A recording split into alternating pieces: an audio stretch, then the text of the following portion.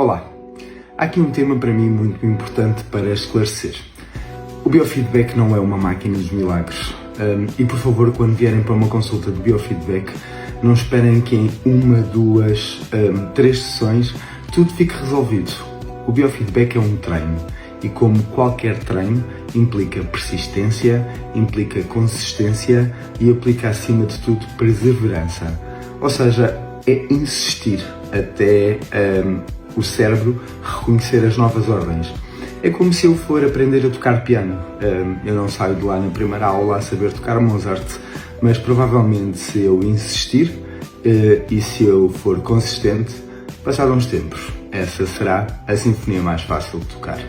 Portanto, não se esqueça disto. Não estamos a falar de milagres, estamos a falar de ciência.